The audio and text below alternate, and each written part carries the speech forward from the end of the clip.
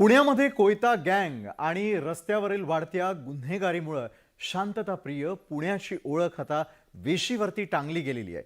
बरं इतकंच नाहीये तर या गुन्हेगारांनी आता पोलिसांनाच आव्हान द्यायला सुरुवात केलेली आहे। एकीकडे गुन्हेगारी वाढत असताना दुसरीकडे वॉन्टेड आणि फरार आरोपींना जेरबंद करण्यामध्ये पोलिसांना यश येताना दिसत नाहीये।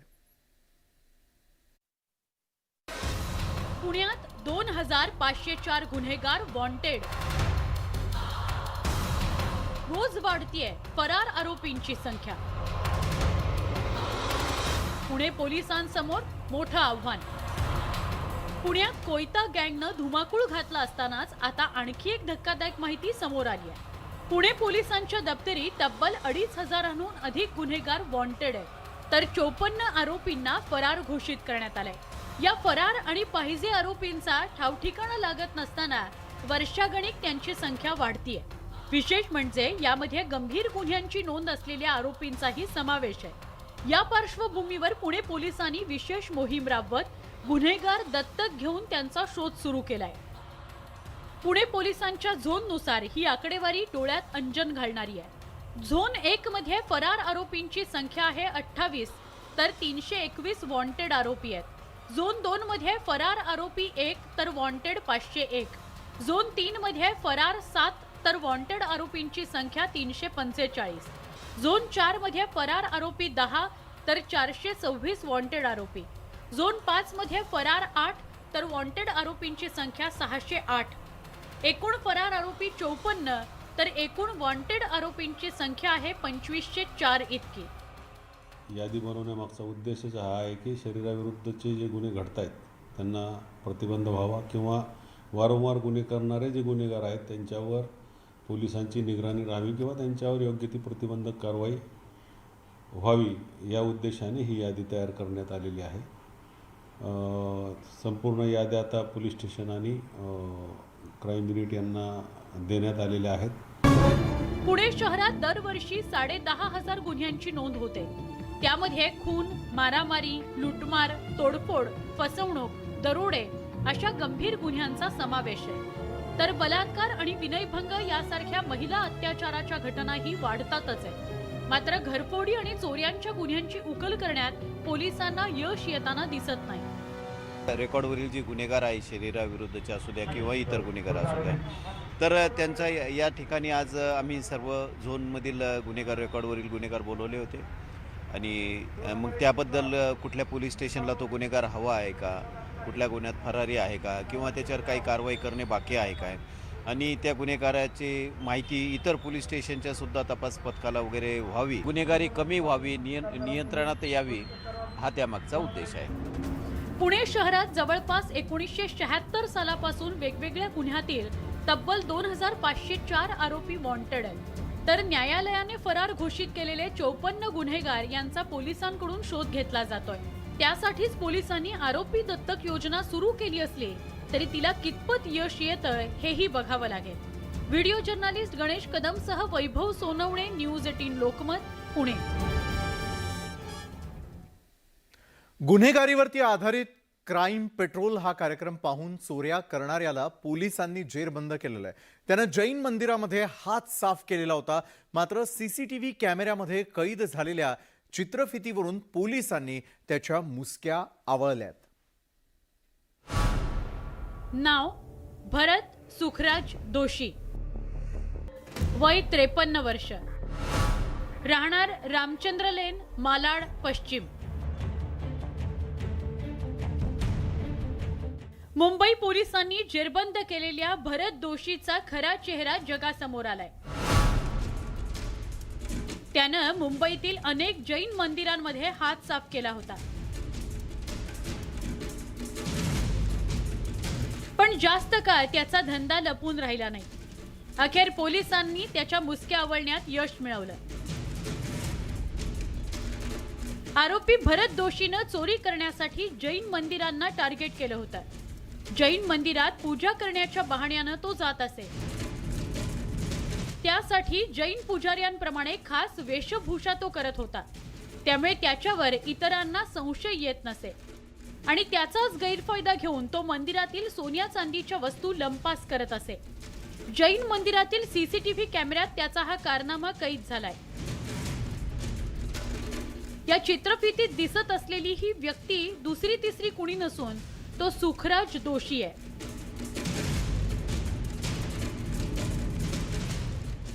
हमारे स्टाफ ने, डिटेक्शन स्टाफ ने पूरी उसकी छानबीन चालू की तो कम से कम 100 से ज़्यादा सीसीटीवी कैमरा फुटेज चेक करके उन्होंने रामचंद्र लेन मलाड वेस्ट से एक आरोपी को अरेस्ट किया और उससे जो था चोरी की हुई थाली है उतना वो सोना रिकवर किया है.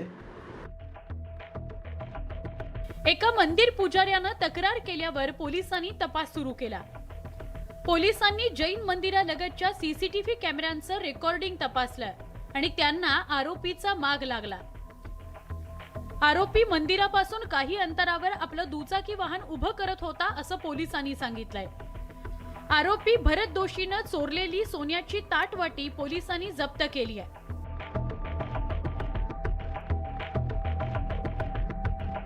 तो क्राइम पेट्रोल देख के उसने वो पूरा आइडिया वहाँ से लिया है.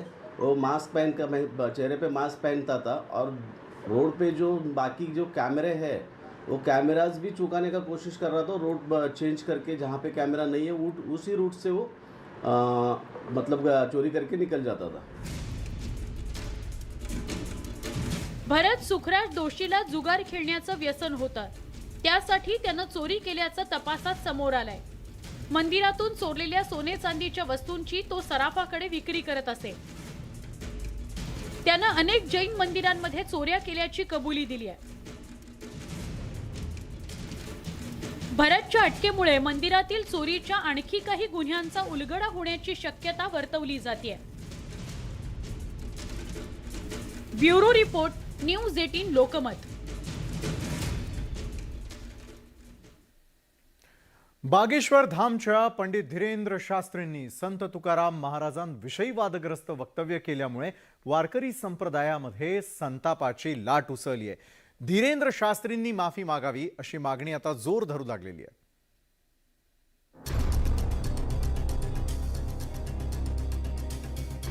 मध्य प्रदेशातील बागेश्वर धामचे पंडित धीरेंद्र शास्त्री पुन्हा एकदा वादात सापडले. त्यांनी संत श्रेष्ठ जगद्गुरु तुकाराम महाराजांविषयी वादग्रस्त वक्तव्य केले.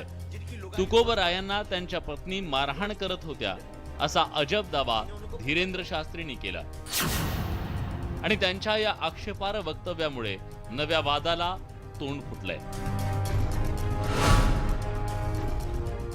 संत तुकाराम महाराष्ट्र के एक ऐसे महात्मा जिनकी लुगाई रोज मारती थी, उन्हें रोज पीटती थी डंडे से. तो किसी ने उनको पूछा, तुम लुगाई से पिटते हो, बीवी से पिटते हो, शर्म नहीं आती? संत तुकाराम बोले, ईश्वर की कृपा है कि मुझे पीटने वाली लुगाई मिली. बोले, इसमें कृपा कौन सी हुई ईश्वर की? बोले, वाह, अगर प्रेम करने वाली लुगाई मिलती तो हम भगवान से प्रेम नहीं करते, लुगाई के ही चक्कर में पड़े रहते. पीटने वाली मिली तो वो मौका तो दे रही कि तुम मेरे चक्कर में कहां पड़ा, चल राम जी के चरणों में जा. तुकाराम महाराजांविषयीच्या या वक्तव्यानंतर धीरेंद्र शास्त्रींविरोधात राज्यभरात संतापाची लाट उसळली आहे. तुकाराम महाराजांच्या वंशजांनीही याविषयी तीव्र नाराजी व्यक्त केली आहे. संत तुकाराम महाराज संस्थानही याविषयी आक्रमक भूमिका घेतली आहे. तुकोबरायांचा अपमान करणाऱ्यांवर कठोर कारवाई करावी अशी मागणी केंद्र आणि राज्य सरकारकडे केली आहे. की जे जे भेटे भूत तेथे मानिजे भगवंत या स्वरूपाचे तुकोबाराय होते. त्यामुळं त्यांच्या बाबतीत IQ किंवा इतर वाचनीय जी चिंतनीय नाही अशी माहिती ऐकून आपण असं काही चुकीचं वक्तव्य करू नये. शासनाला विनंती करतो की संतांवरती कुणी काय बोललं तर त्याचा एक कायदा बनवा, जेणेकरून अशा गोष्टींना पायबंद बसेल.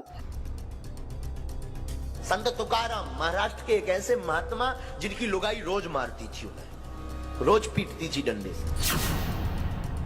वारकरी संप्रदायानं धीरेंद्र शास्त्रींच्या वक्तव्याचा निषेध केलाय. धीरेंद्र शास्त्रींनी तुकाराम महाराजांची माफी मागावी अशी मागणी भाजपच्या आध्यात्मिक आघाडीच्या तुषार भोसलेंनी केली आहे. बागेश्वर धाम तथा पंडित धीरेंद्र शास्त्री यांनी जगद्गुरु तुकाराम महाराजांबद्दल बोलताना एक चुकीचा संदर्भ दिलाय आणि ज्यातून संत तुकाराम महाराज आणि त्यांच्या धर्मपत्नींच्या प्रतिमेला ठेच पोहोचली आहे। यातून केवळ वारकरी संप्रदायाचा नाही तर सबंध महाराष्ट्राचा अपमान झालाय आणि म्हणून आम्ही मागणी करतो की त्यांनी लवकरात लवकर जगद्गुरु तुकाराम महाराजांची माफी मागावी।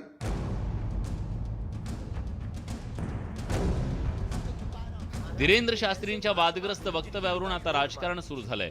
राष्ट्रवादी काँग्रेसच्या नेत्या सुप्रिया सुळे यांनीही धीरेंद्र शास्त्रींवर टीकास्त्र टाकलंय।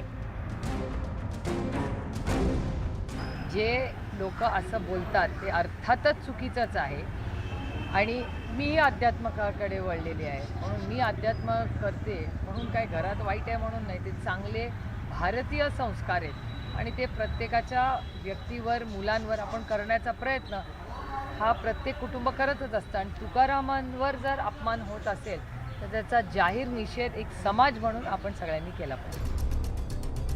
दिव्य शक्तीच्या जोरावर आजार बरे करण्याचा दावा धीरेंद्र शास्त्रींकडून केला जातोय। दिव्य शक्ती सिद्ध करण्याचं आव्हान अंधश्रद्धा निर्मूलन समितीनं केलं। नुकताच त्यावरून वाद रंगला। तो वाद शमतो ना शमतो तोच तुकाराम महाराजांविषयी केलेल्या वक्तव्यानं धीरेंद्र शास्त्रींनी नवा वाद उडवून घेतलाय। संत तुकाराम महाराष्ट्र के एक ऐसे महात्मा जिनकी लुगाई रोज मारती थी उन्हें, रोज पीटती थी डंडे से। त्यामुळे अभ्यासोनी प्रकटावे अन्यथा झाकोनी असावे, प्रकटोनी नासावे हे बरे नव्हे असं म्हणण्याची वेळ आली। Chandrakant Phunde, news 18 Lokmat, Pune.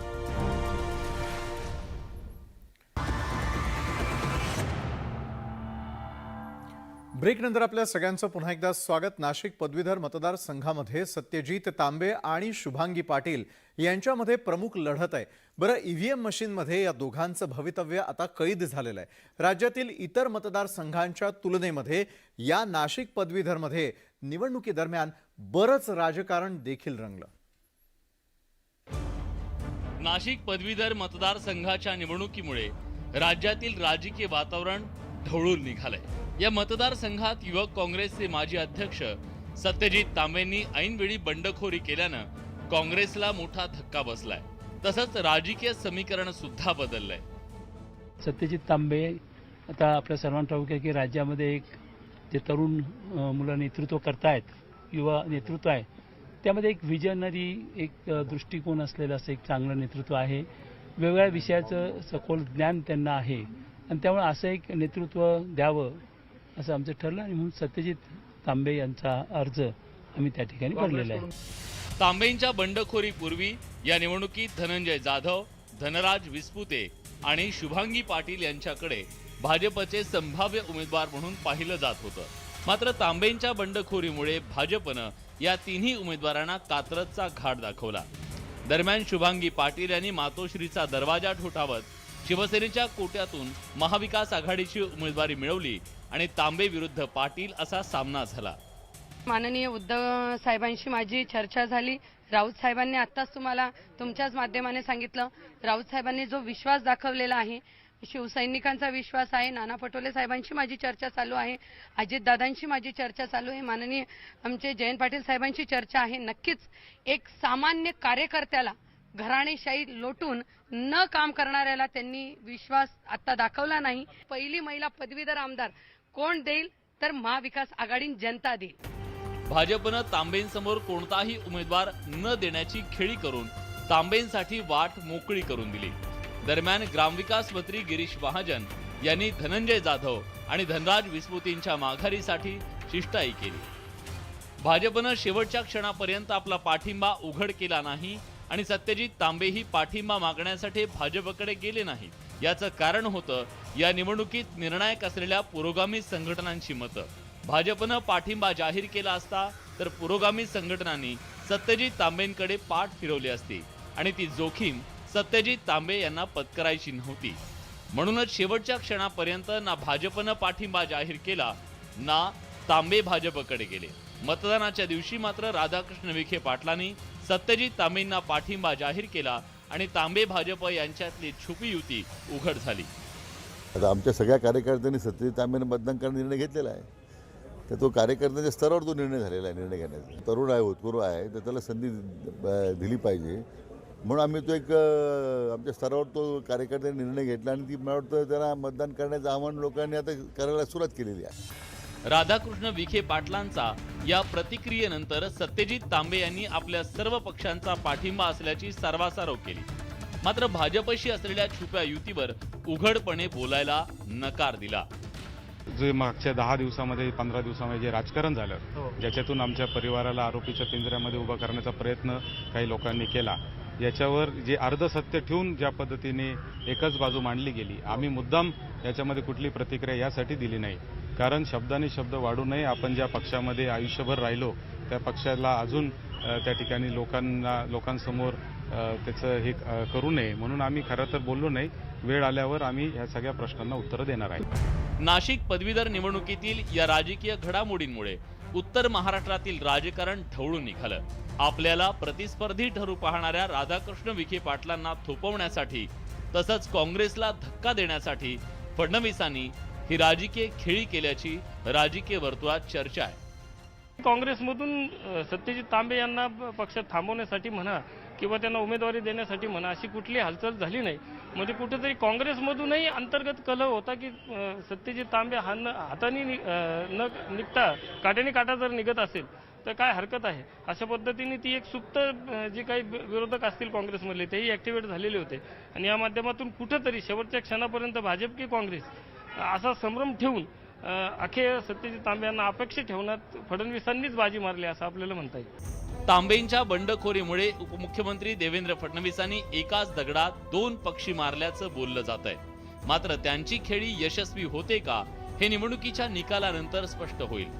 Video journalist Hemant बागुलसह लक्ष्मण खाटोळ, न्यूज 18 लोकमत, नाशिक. तर या होत्या संपूर्ण दिवसभरामध्ये आतापर्यंत घडलेल्या अतिशय महत्त्वाच्या आणि विशेष घडामोडी ज्या आपण न्यूज 18 लोकमत विशेषच्या माध्यमातून पाहिल्या. तर आजच्या न्यूज 18 लोकमत विशेषमध्ये वेळ झाली इथंच थांबण्याची. ताज्या घडामोडींसाठी मात्र पाहायला विसरू नका न्यूज 18 लोकमत.